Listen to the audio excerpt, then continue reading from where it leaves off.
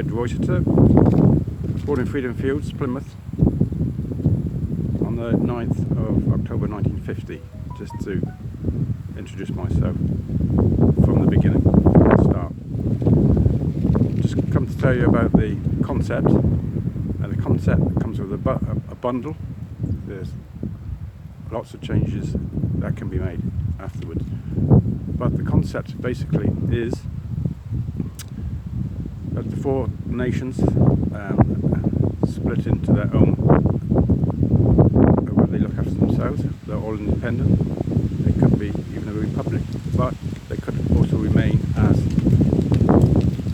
a democratic monarchy. That's up to the internal workings of each of the four. So there we go. This is the basis, but on from there goes the concept goes on that each of the four vote in three members of the High Council, and the High Council, so that makes 12, and the High Council move every year from at the beginning London, Edinburgh, Belfast and Cardiff. So that makes 12. Wherever it is, a fourth member is voted in. For example, Scotland, Edinburgh. So a fourth member is voted in there, and that effectively becomes the head of the High Council. Basically equivalent to a president, but only for a year. So there's no power grabbing, and power is, what do you call it? Rationed out. Balanced power, and go on from there. So that's the 12 plus 1. Okay. You may see a little cast in the back. I'm here in Suriano no Camino, and it's 80 kilometers north of Rome, 50 miles. And I'll just go on to something a bit special, because I'll now come to Northern Ireland. What I'm looking at is actually one member voted in from Northern Ireland, and if possible, just working on it, 2 members from the south. And you get my drift where I'm going, and eventually, probably not in my time, but 3 voted in members from the whole of Ireland. I spent 2.5 years in Northern Ireland during the Troubles, so I'm quite aware that my suggestion might upset some of you, but don't worry about that. Your needs will be looked after under the High Council and the proposals, because when it first comes round to Northern Ireland, the High Council will be, would you believe it, in Downpatrick. Downpatrick is very special because Downpatrick holds the bones. The bones are, I understand, under the cathedral, and so you have the stone represents the bones of St. Patrick.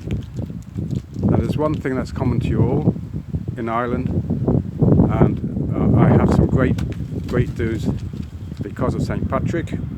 He gave me a broken ankle, but that's something else. So here we go. I just go carry on with the concept. So the 12 plus 1 will move every year around the 4, and then we go on to,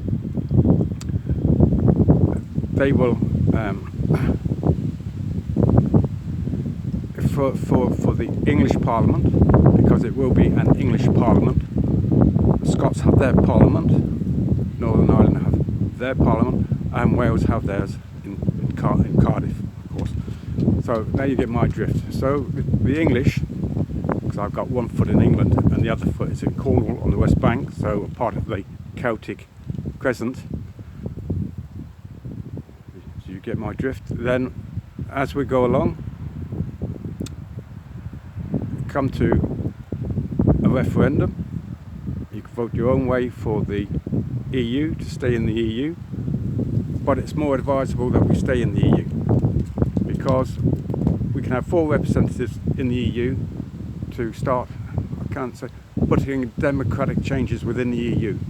We cannot have any such thing if Brexit goes ahead. So that's the point there.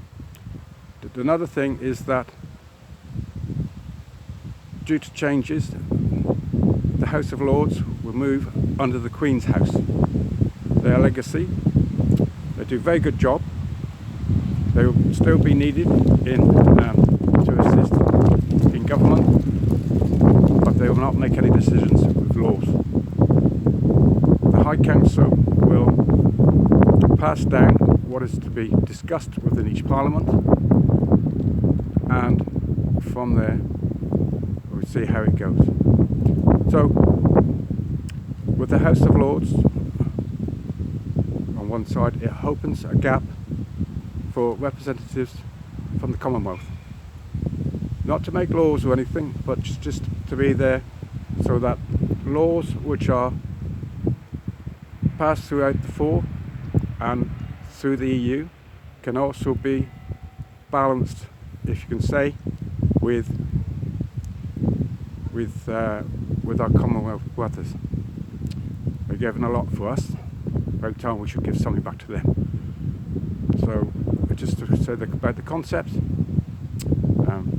just say you've got the idea, that's the basic thing. It comes with a bundle. There are extras that I'll tell you about in the future. Who am I? I told you at the beginning. Lived in Saltash for many years, Cornwall. Joined the army, 12 years in the army, 3.5 years, 3 years at Harrogate in Yorkshire, boy service, 4 years, 3.5 years in Germany, BAOR, 3.5 years in Northern Ireland, 74 to 77. And from 78 till 2011, I was with the British Foreign Office with postings. And one of the secondments I did was in the Cabinet Office, 70 Whitehall, and that is also access to number 10. So I was in and out of number 10 for 2 years. So I have done quite a few things. So there we go. Thank you very much for listening to me. It's about time I moved on. Bye bye for now.